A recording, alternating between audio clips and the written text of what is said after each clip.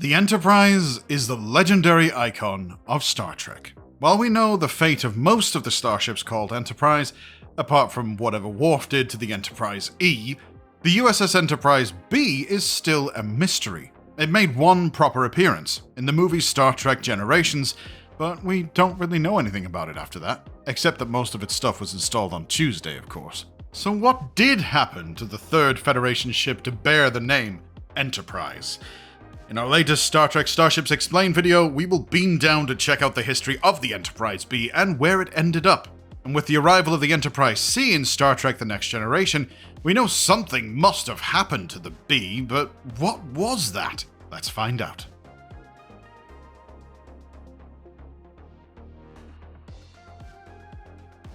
Welcome to Trek Central, lords, ladies, and sovereigns. I am your host, Lieutenant Commander Adam. And as always, before we warp into the video, if you want to keep up to date with all the latest Star Trek news, lore, and more, then make sure you hit that subscribe button to never miss a video from the team here at Trek Central.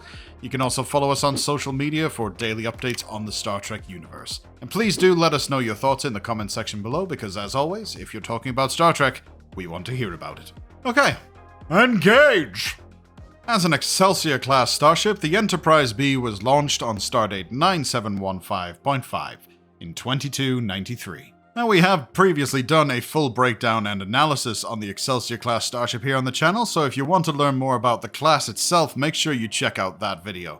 But for now, we're going to focus specifically on the Enterprise-B. Before the ship's launch, construction saw a piece of the USS Enterprise-A incorporated into the ship, ensuring that a part of the previous one lived on in its successor, a naval tradition carried on from the US Navy all the way through to Starfleet. The Enterprise-B officially launched under the command of Captain John Harriman from a dry dock orbiting planet Earth. A bottle of Dom Perignon, vintage 2265, was used to christen the ship in the longest title sequence since the original motion picture. The launch ceremony included legendary Starfleet Command guests, including Captain James T. Kirk, Captain Montgomery Scott, and Commander Pavel Chekhov.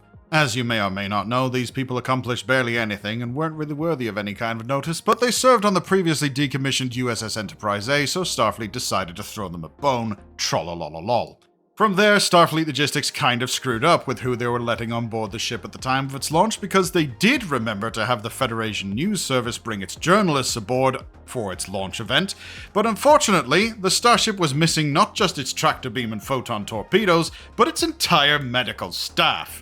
But when would the Enterprise have all of these important components? The medical staff doesn't arrive till Tuesday. You left space dock without a tractor beam. It won't be installed until Tuesday. Ensign Sulu. Hey!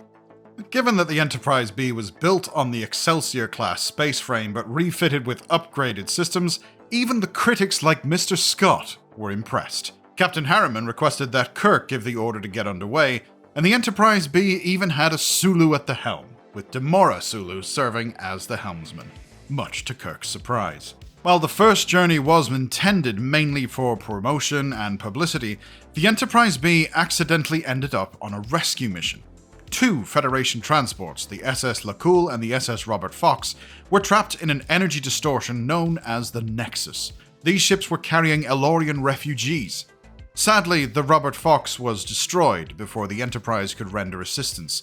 The newly launched ship lacked the equipment necessary to perform rescue missions, i.e. the tractor beam. In a desperate attempt, 47 survivors were beamed aboard from the LaCool before it too was destroyed. Due to the lack of medical staff, Mr. Chekhov served as makeshift medical officer, along with a bunch of hastily recruited journalists. Thank goodness they were there. Among the rescued survivors of the LaCool was Guinan, who would go on to be the bartender from the USS Enterprise-D, and Tolian Sorin, who would go on to be a pain in the for Jean-Luc Picard in 100 or so years. While rescuing the survivors was a success, the Enterprise itself became trapped in the energy distortion. Mr. Scott devised a genius plan to use a resonance burst from the starship's deflector dish to simulate an antimatter explosion. Because they had no torpedoes, Captain Picard went down to deflector control to make the required modifications. Captain Harriman was going to do it himself, but Kirk volunteered to do so instead, as, in his own words, the ship still needed her captain on the bridge. While Kirk was successful in his modifications, the Enterprise was struck by the energy distortion, which caused a hull breach along sections 20 through 28 on decks 13, 14, and 15. Unfortunately, Captain Kirk was presumed to have been killed in that hull breach. Because of his loss, the Enterprise's first mission became notorious. Canonically, from that point, the Enterprise-B's story becomes a little bit foggy, because we don't really see very much mentioned about it at all after Generations. The legacy of the Enterprise-B was, however, continued in Star Trek's expanded range of novels and stories. In one situation, upon returning from her maiden voyage, Captain Harriman was cleared of any blame for Captain Kirk's death. However, many of Kirk's crew members did hold him to account for the loss. By 2294, Harriman had a dedication plaque for Kirk installed in the area of the Enterprise-B, where he was believed to have been killed. The Enterprise would continue on with missions. The ship would take on another legendary member of the late Kirk's crew, with Dr. Leonard McCoy coming aboard. He was attached to the ship when it was dispatched to the Antares system, there to deal with an outbreak of the Tyrrellian Plague. The Enterprise then encountered a renegade Klingon warship, the Katinga-class IKS Vengeance. The Klingon captain intentionally released the plague to lure the Federation into violating Article 6 of the recently signed Khitomer Accords. Captain Harriman defeated the Vengeance by transporter-swapping the Enterprise-B's entire complement of photon torpedoes with the Klingon crew. This resulted in the battlecruiser being destroyed and the Klingon crew captured.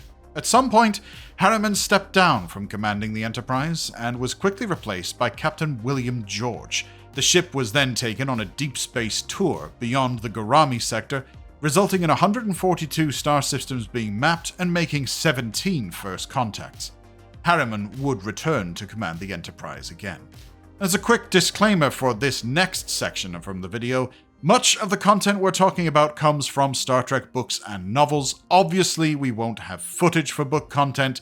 We'll just use relevant footage to tell the Enterprise-B's story visually. So don't expect miracles. With the turn of the 24th century, the Enterprise-B was still operating. 2303, Captain Harriman and now Lieutenant Commander Demora Sulu took a leave of absence from the Enterprise at Starbase 23. Their mission, secretly under personal leave, took them toward the Romulan Star Empire. Digging deeper into Star Trek lore, there is an event in Star Trek canon that could align with the Section 31 movie and Rachel Garrett's presence. If you know your in-depth Star Trek lore, and let me know in the comments if you do, then you might have heard of the Tomed incident. This was a confrontation between the United Federation of Planets and the Romulan Star Empire in 2311 that ended up costing thousands of lives. The Tomed incident was the primary focus of the TOS Pocket Lost Era novel, Serpents Among the Ruins, in which the Tomed incident was a staged terrorist attack. The flagship of the Romulan fleet, an Invarics-class warbird named Tomed, crashed into a Federation base at high warp. This caused the quantum singularity confinement of the Tomed to fail, resulting in a massive explosion that wiped out 13 Starfleet outposts and the USS Agamemnon. With the destroyed bases and the loss of the USS Agamemnon, the official casualties numbered in the thousands, which made it one of the most deadly attacks on the Federation in recent years. However, there was a catch. The Agamemnon and the Federation bases were all rigged to emit false life signs. All the thousands of Starfleet personnel listed as killed in the attack were, in fact, already dead. Their deaths had occurred in the past year and then were covered up. Records were fabricated to show that they had been stationed on the bases and the Agamemnon itself. Starfleet intelligence orchestrated the act of terror. The idea was to defuse the rising tensions between the two powers. Thus, this forced the Romulan Empire to stand down when the Klingons sided with the Federation after the attack. The Tomed incident led to the signing of the Treaty of Algeron, which banned Federation research from using or entering any cloaking device into service. It also led to the withdrawal of the Romulan government from interstellar affairs until 2364. Following the Tomed incident, Captain Harriman stepped down permanently from command of the USS Enterprise-B, and as such, his first officer, Demora Sulu, was given command of the starship. Her first mission as commander saw immediate trouble. Sadly, the report did not contain specific details, but the ship would spend 2 years studying the Debrun ruins in the Baradas system. Sulu would take a break, again, in 2315, when she had a leave of absence to care for her grandmother. The Enterprise-B remained active without her, and set off on a year-long exploration mission. While unnamed, the captain who was holding the fort earned a promotion to admiral. I don't know why that happened, but it was probably because they didn't mention taking any random breaks. Demora Sulu would eventually return to the Enterprise-B and once again resume command. She would command the starship for several years, in fact. In 2318, the Enterprise-B participated in a first contact mission on Beta Valera 4. Following this, it was tasked with exploring an unclaimed region of space near the Zenkethi Coalition. The starship was ordered to avoid all contact with Zenkethi ships. The final years of the Enterprise-B were still eventful. By the time the 2320s rolled around, Captain Sulu left command of the starship and was replaced by Captain Thomas Johnson Jr. Under Johnson's command, the starship found itself patrolling the Cardassian border. Thankfully, the ship was able to render assistance to Bajoran refugees in 2328, when the Cardassians annexed the planet of Bajor. The following year, the Enterprise-B was lost with all hands in deep space. This was following the crew contracting an unknown infection. There are conflicting reports of what happened to it. Some records indicate the ship was attacked and engaged by 2 hostile battleships, a Klingon L-24 class and a Romulan Z-1 class in the Triangle sector. How original. But due to the heavy battle damage, the Enterprise was lost in space because of that. The Enterprise-B would, however, live on in Federation history. While it was eventually succeeded by the Enterprise-C, the B would be mentioned a handful more times. A sculpture of it was displayed on the wall of the Enterprise-D's observation lounge, and following the launch of the Enterprise-E, a similar style model hung in the conference room in a glass and wood case, until Picard murdered it. When Frontier Day took place in 2401, the Enterprise-B could be seen on posters promoting it. As such, the ship's legacy survived. Some could say that the Enterprise-B's legacy was also carried in the Excelsior-class itself. That class would still be active in Starfleet right up until the Dominion War. But if you want to stay up to date on all the latest Star Trek news, lore, and more, and contribute to surviving legacies yourself, then by all means hit that subscribe button to never miss a video from the team here at Trek Central, drop us a comment with an idea of what we should cover next, or just follow us on social media or join our community Discord server. For now, I've been Lieutenant Commander Adam, thanks for watching, and we'll see you next time. Live long and prosper, my friends.